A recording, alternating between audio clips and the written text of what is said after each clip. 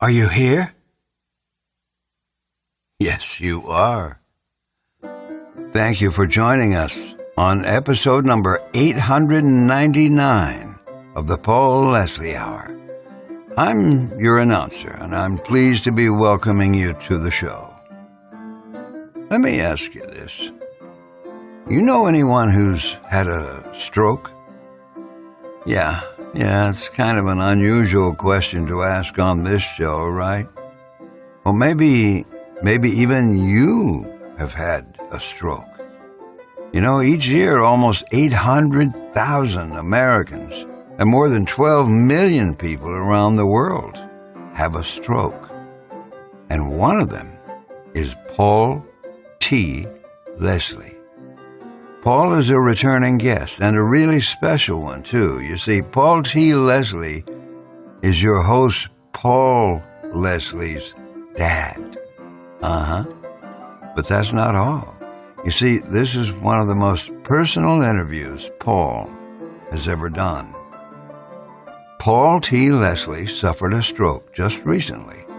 Then after more than a month in the hospital, Paul T. Leslie finally returned home. Thanks be to God. And what you're about to hear is a very intimate conversation about the entire experience. It's an impassioned episode. We hope it gives you some food for thought. You know, there's a vast selection of interviews, some just like this one, from the Paul Leslie Hour, and we make it all available to you freely. So you want to keep up with this freely exclusive content? It's really simple. Subscribe to the Paul Leslie YouTube channel and be sure to ring the bell. Ding, ding. Well, I think we all want to go to that interview now. What do you say? What if you could apply something you learn here to make your life better? So, let's listen together. Hey, Dad. Hello. Hey, Paul. Hey, how are you? I'm doing all right. That's good. Just laying around under the blankets. Well, I don't know why, but I get cold easy. yeah. Yeah. Well, it's hot as blazes here. I Yeah. don't know about there. It's mid-80s. Like 84, 85, something like that, I think it is. But still cold. Yeah. Haven't you always been someone who prefers it a little bit cooler? Oh, yeah. Yeah, I like cold weather better than heat. How was your walk with your poochie? Oh, good. She started a kind of a bratty behavior lately. Uh-huh. If there's, for example, if it's the end of the walk and she's not ready to go back, she does a really defiant thing. She will look you in, she will look at you, stare at you, and sit down. And it's And then sits down, is that what you said? Yeah, she puts on the Oh, my word. she puts on the brakes. And then, how about that? What I started doing is sometimes I would just pick her up. And now she does this thing when she does that, where it's like she starts, she sits down and then she sees it. I'm going to try to pick her up and she starts to run. Oh, my word. Got a little game going on there. Yeah, exactly. Yeah. So something like a stroke, nobody can ever predict these kinds of physical or health interruptions because they are interruptions. Yeah, I have, no idea except for I struggled 2 nights with headaches, but you have headaches, but that doesn't mean you're going to get a stroke. So, it's a complete surprise for me. Other than that, I'm going about every day doing the same thing. no indications of any kind of major ill health or, any major trauma or anything. Right. And then, boom, out of nowhere, all of a sudden, you got a blood vessel rupture. Now, they need to do, on me, more study to find out what's involved with that. Mm-hmm. They want to do, like, another, MRI or CAT scan to examine, like, underneath the area where it bled to see if there's anything there, Mm-hmm. if they can tell what may have caused the rupture. Right. Yeah. And one thing I learned is that people who have had kidney cancer, as I have a heightened chance of having what I experienced. Right. Because, with the kidney, you get cancer cells there. They're in the bloodstream. They go all over. Oh. Huh. Yeah. So people with kidney cancer are at heightened risk of stroke. Right. Yeah. So that's something, for more investigation for me. I know that he's enjoying that squeak toy. He loves it. He goes crazy with it. He just loves it. Tell me what you were thinking the moment you realized, or you were told, yes, you had a stroke. I can't tell you, like, at the moment, Mm-hmm. because I was pretty much out of it, Paul. Like, I could hear things, and I could respond to people. Some responses I could, others I couldn't. Now, some of it I don't know about. They said, for example, that one of the doctors was, like, rubbing my left leg and, do you feel that? And I didn't feel anything, So I wasn't totally aware of what was going on.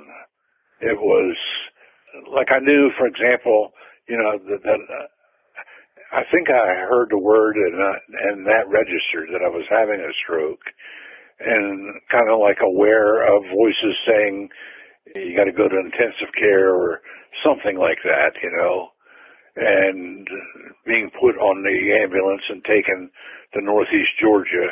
I was semi-aware of those things. And then, like, when we got to the hospital, they took me in for a CAT scan and later an MRI, and I was aware of going through them. But, the best thing I can say is, like, semi-aware. I wasn't really deeply comprehending everything. Like, I could respond to some people who told me, like they said, what's your name and things like that, and I responded to people, but not totally aware yet, Yeah. Yeah. What's been the scariest thing about this whole experience? Well, one of the scariest is, like, afterwards, like a couple days down the road, I don't know how far, but, like, just for me, to realize that you had a stroke, and, like, for me, the coincidences or the similarities is a better word with my dad, your grandfather. He was on blood thinners, different one than I was taking, but I had, my knee surgery. Right. And to prevent clotting, they put you on a drug called Eliquis, which is a blood thinner, so you don't clot up. So Grandpa had a stroke and was on blood thinners and bled out. They couldn't stop the bleeding. Hmm. And it was so much pressure in his head that, basically, I guess, overcame his brain, and then he died. So for me, I'm, just thinking about, my dad had a stroke, his own blood thinners, and, like his stroke and my stroke were the same. You have, bleeding in your brain, So that's a little eerie to think about, Yeah, of course. Yeah. And then his sister as well. Yeah, he had a sister that had a stroke, yeah. Yeah. I don't think it's a congenital thing, though. No. No. And then, just for me, like laying in the hospital bed, you don't realize, how far, are the damages going to be, are they going to continue, et cetera. Because at one point early on, I felt to myself, well, I'm having a stroke, but, in a sense, I didn't really say this, but like, well, this ain't that bad. Mm-hmm. I mean, I knew it was bad, but I also knew I could, a lot of people with stroke, like Grandpa died from it. Some they can't talk. Right. Some people become partially paralyzed in parts of their body. Sometimes their face droops. So the damage that stroke can cause is, there are multiple effects, and some of them pretty severe. Mm-hmm. So for me, because I know that's the experience of all kind of people who've had stroke. Just wondering how far it's going to go. What am I going to deal with here? Right, the wondering. Yeah, because you don't know, and there's some that I still don't know. When you have the bleeding in your brain, Paul, the blood damages your brain. You have brain cells that actually die off. And now I know in some ways I can feel the effects in certain ways, like my eyesight isn't what it used to be. And I have it's not just your vision, but it's what I perceive of the world, like the world. And this is, very, very difficult to explain, but the world has changed, or my perception of it. Wow. It's like Bizarro World or Alternate Universe or something like that. It's, I can't really paint a picture of it with words, but it's just my world has changed as I see it through my eyes. And that's one thing that bothers me a great deal. Now, I've had lots of therapy in the hospital, and I'm continuing it over at St. Mary's. Like today, I had two therapy sessions. And so with that, though, I know I'm making progress. Right. And I know that with stroke, too, and everybody's different, but there is the possibility of recovery. And again, with individuals, that varies how far you can recover, et cetera.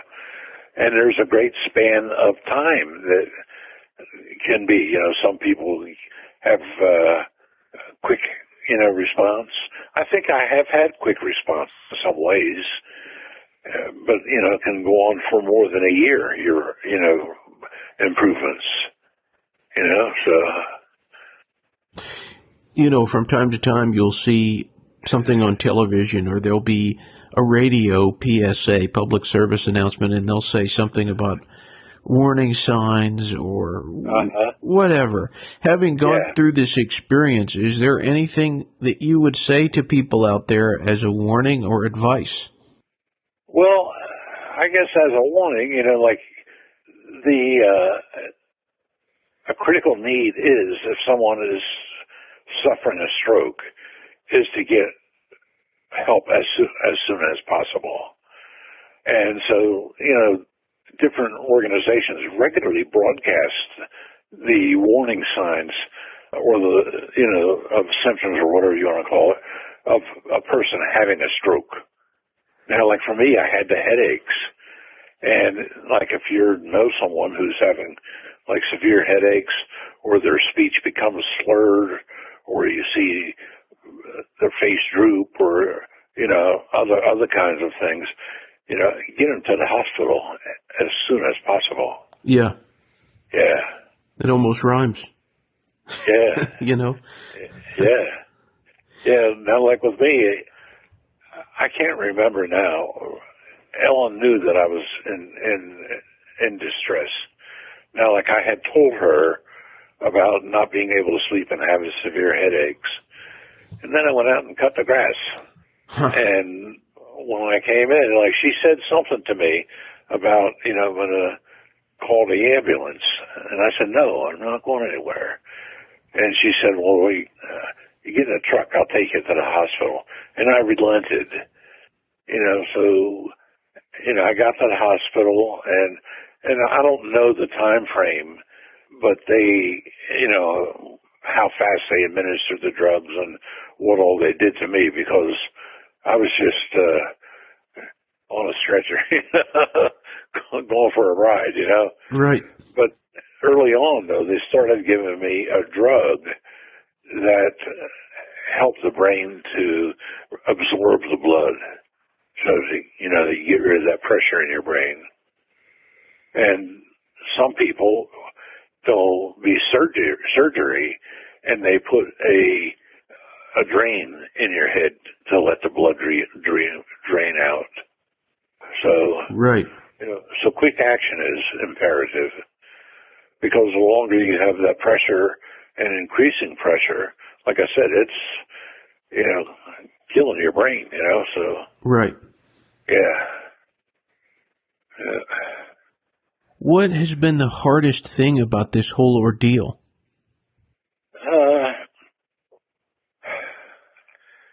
Well, the hard thing is simply like maybe dealing with the unknown.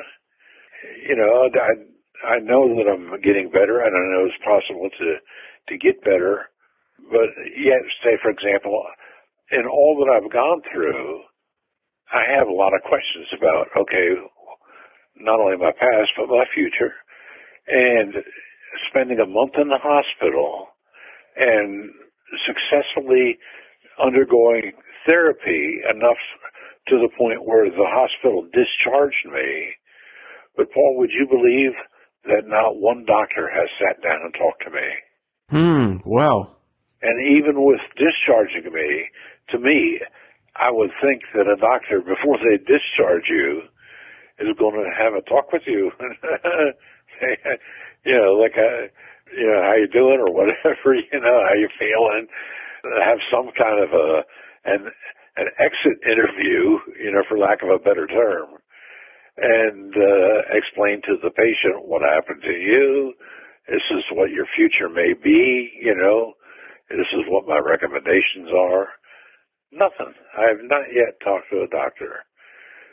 Now, I have scheduled, because Ellen has been a great help to me in that she has managed all of my, not only does she take me to my appointments, like today for therapy, but she has done the scheduling, et cetera, And we went and saw Dr. Gay last week, and he, I told him that, there are things that I have questions about. For example, I know because people saw it, they saw either my CAT scan or the MRI, I don't know which, that showed, the blood, the pictures of the blood in my brain, and everybody talks about now that, this much time is behind me, and then you want to take like another CAT scan or MRI to see, okay, what it was then, what is it now? And so for me, I desperately want that to happen and to sit down with a doctor who can explain, this is where you were, this is now, and then to tell me a little bit about my future, So we got an appointment. Dr. Gay gave us a referral to a neurologist in Athens. So we're just waiting on that appointment to be made. And I'm going to be anxious to do that, That'd be my first opportunity to sit down and talk with the doctor. Yeah. Yeah. Of course, it's good just to have your curiosities and also get guidance. Yeah. And one thing with stroke victims, you're susceptible to another one. So that I got to find out, Absolutely. as much as possible. I know, no doctor is going to tell you what your future is, and they don't know, But, but I have curiosities about it as much as possible. Right. Yeah. Sometimes something tragic or something totally unexpected happens, and then there's sometimes a strange blessing, or there's a new perspective that's gained. Has there been anything like that for you? Number of them, Paul. The hospital that I was in, Northeast Georgia Hospital, was an ordeal. In fact, parts of it were torture. Yeah. The beds were so bad. Like, I give you a mat. Well, it doesn't deserve to be called a mattress. At best, you could call it a mat. And this is honest, Paul. I have laid down on wrestling mats that are more comfortable than what they have as a bed. So for a month in the hospital, I would not use every finger in one hand to count the number of restful nights that I had. When everybody has experienced a bad night when you can't sleep or, whatever. And it gets to be very distressing and very uncomfortable. But when you add to that pain and discomfort from laying on inadequate bedding, it becomes almost like a torture. Night after night of sleeplessness and discomfort, and the food was horrible. I lost 33 pounds. Yeah. And there were other issues about the hospital stay that were very distressing. Like one that I was talking about. The doctor even talked to me. They would come in my room. I got a bill, and there's entry after entry after entry of a doctor coming into my room and then charging me, like I forget how much each one, I got to pay every time they poke their head in the door. And it irritates me that none of those doctors ever talk to me, but they're going to bill me for it, Right. And I feel taken advantage of, like they're padding the bill. Yeah. Is how I feel about it. Now, saying all those things, I want to say, though, that the therapists that I had and the nurses and staff like that in the hospital, I had nothing but high praise for them. They were wonderful people, and I appreciated every one of them. Not so much the hospital, and if I want to call it the administration, I'll call it that. The way they run the hospital, it just sucked. And matter of fact, you would not get me back in that hospital unless I was in a car wreck. They scraped me off the street, throw me in an ambulance, and take me there. That's the only way I would ever set foot in that hospital again. Well, but I told one of, and I shared all of this with the staff in the hospital, like the therapists and other people. And, like the bed, and I didn't have it. They had a bed, Paul, for me. I didn't even fit in it.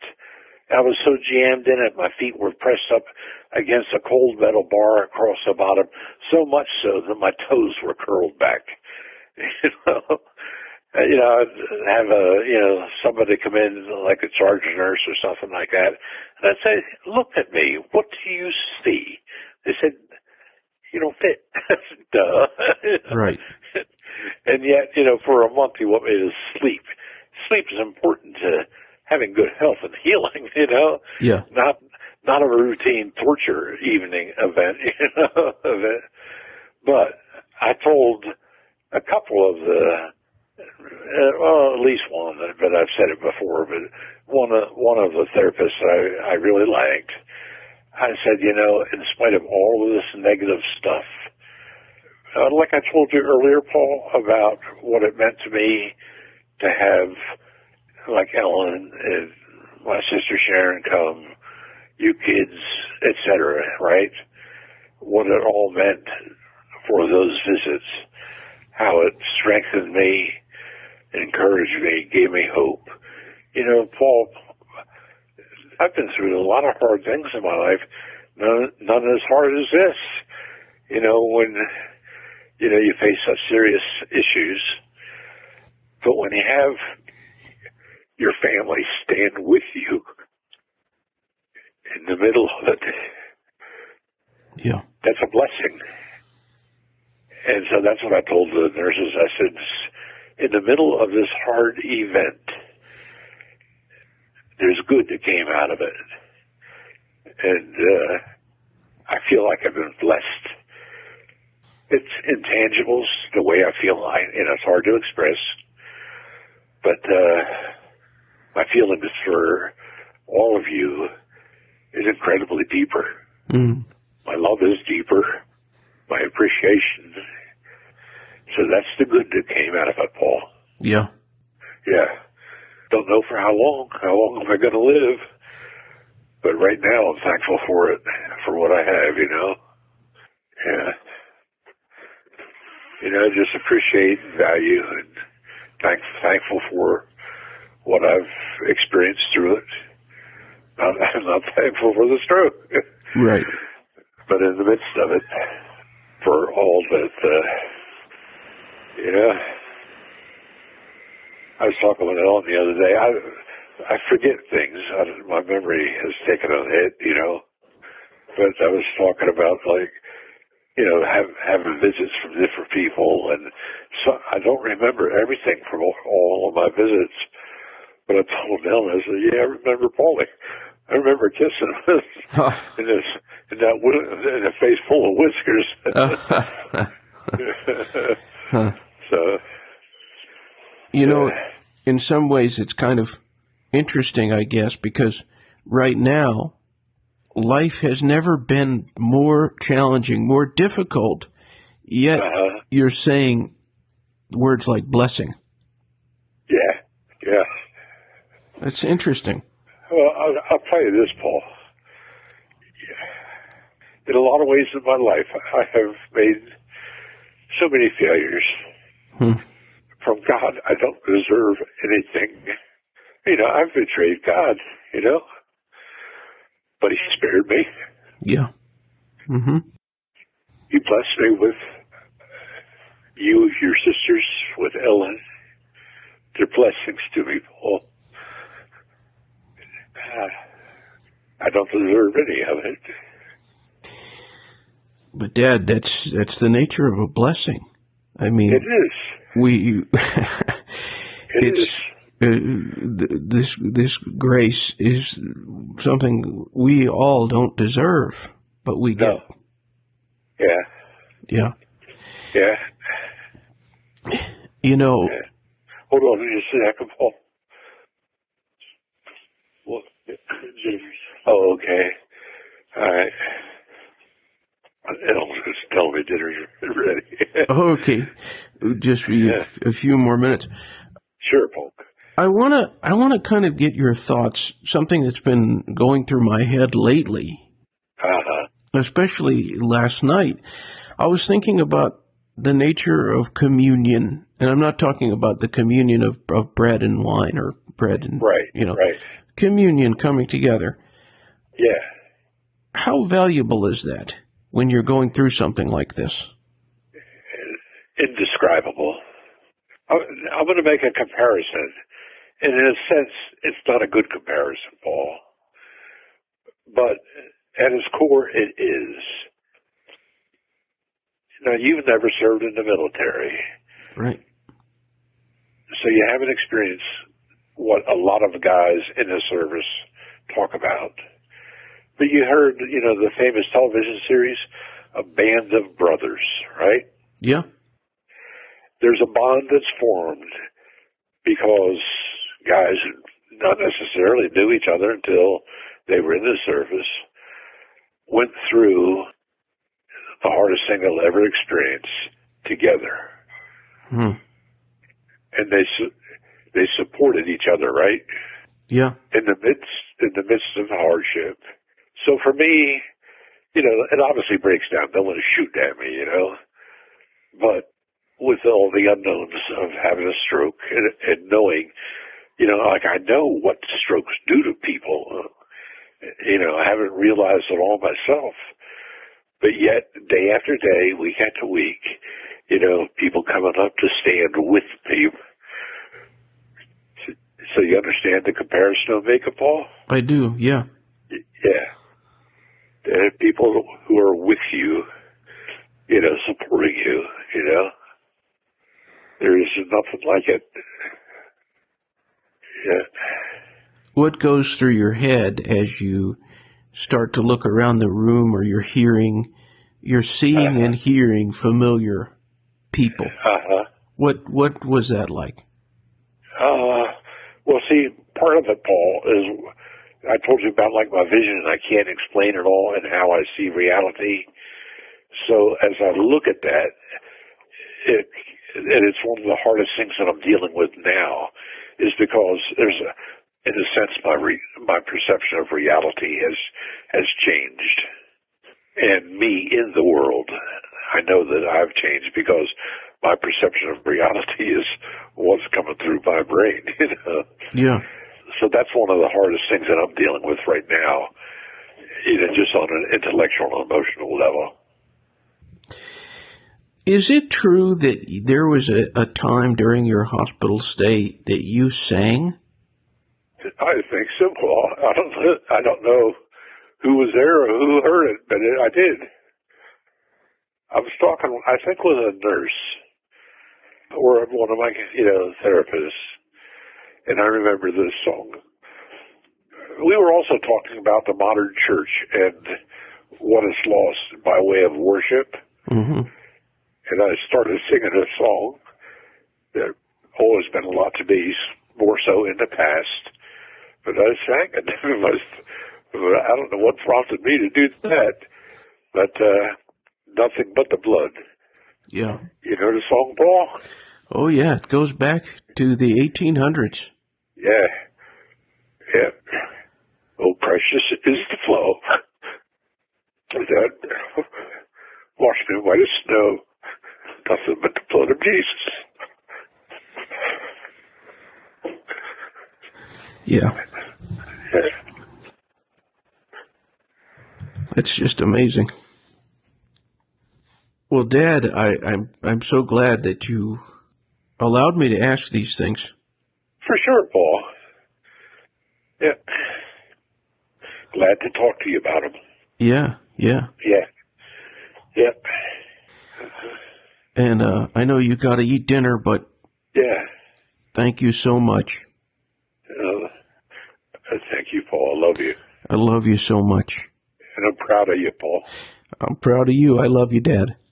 Okay. All right. Oh, tell Coco one more time. Thanks for the pineapple. I'm still enjoying it. It was really a good one. I've had it by itself. I've had it with cottage cheese. It's good. I was talking to a nutritionist here in Charleston, and she was really fascinated by the fact that you wanted to eat pineapple. Oh, yeah, I love fruit. And she was really encouraging on pineapple and ginger and watermelon. Well, watermelon I would eat. It'd be hard to find that this time of year. Well, we got a good one here. And I can't imagine just chomping on some ginger. Well, just adding a little, Yeah, I like ginger, of course, a lot of Asian food has that in it. I've never had any Asian food I did not like. I don't care what country it's from. There's one other thing I wanted to tell you. Okay. Before you go. All right. There's a pretty prominent person, and he wanted to send his best wishes to you. He's had quite a life and quite a career. His name is Dick Carlson, and more people out there know his son, a famous broadcaster named Tucker Carlson. Oh, yeah. He's one of my heroes. Well, his father was sending his best wishes to you. Well, I appreciate that. Yeah. I appreciate that. Yeah. All right, yeah. Dad. Love you much. I love you too, Paul. All right. Have a good evening, care. And I'll see you soon. All right. We'll see you now. Bye-bye. All right. Bye now. Thank you for stopping by today. If you enjoyed our program, consider telling a friend about it. The Paul Leslie Hour is made possible through people just like you. So you want to keep the show going, right? Go to thepaulleslie.com. That's thepaulleslie.com. Click on Support the Show. And thanks to everyone who contributes. Performance of the intro music is courtesy of John Primorano, The Entertainer, written by Scott Joplin. End credit theme music is courtesy of John Primorano, the traditional song Corina Corina. Your announcer is Dan Gold. Hey, that's me. The show is hosted and produced by Paul Leslie. And we'll see you next time on the Paul Leslie Hour.